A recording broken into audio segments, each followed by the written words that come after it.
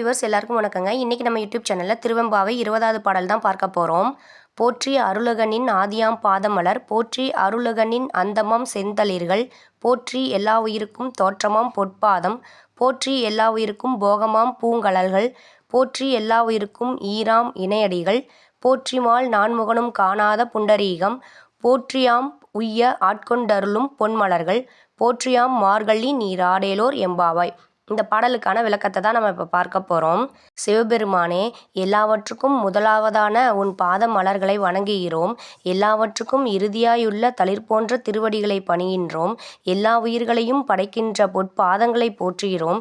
எல்லா உயிர்களுக்கும் இன்பமான வாழ்வு தரும் மலரடிகளை போற்றுகின்றோம்.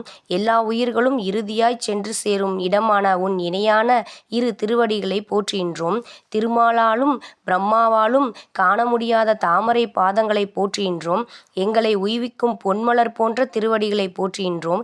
இவ்வாறு போற்றியவாறே மார்கழி மாதத்தில் நீர்நிலைகளில் நீராடுகிறோம். திருவெம்பாவையின் நிறைவு பாடல்.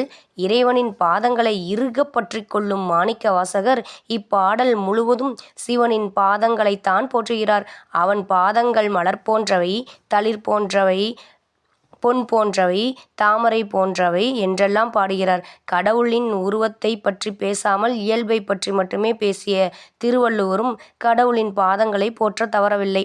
வாளறிவன் நற்றால் மலர்மிசை ஏங்கினால் மானடி, வேண்டுதல் வேண்டாமை இலானடி, தனக்குவமை இல்லாதான் தாள், அறவாளி அந்தணன் தாள், என் குலத்தான் தாள், இறைவனடி என்றெல்லாம் வள்ளுவரும் இறைவனின் திருவடி பெருமையை போற்றுவது ஒப்பு நோக்கத்தக்கது. என்னங்க, இன்றைக்கி இந்த நிகழ்ச்சி பிடிச்சிருக்குன்னு நினைக்கிறேன். இந்த நிகழ்ச்சி பிடிச்சிருந்தா லைக் பண்ணுங்கள், கமெண்ட் பண்ணுங்கள், ஷேர் பண்ணுங்கள். மறந்துடாதீங்க வியூவர்ஸ், சப்ஸ்கிரைப் பண்ணுங்கள். பாய்.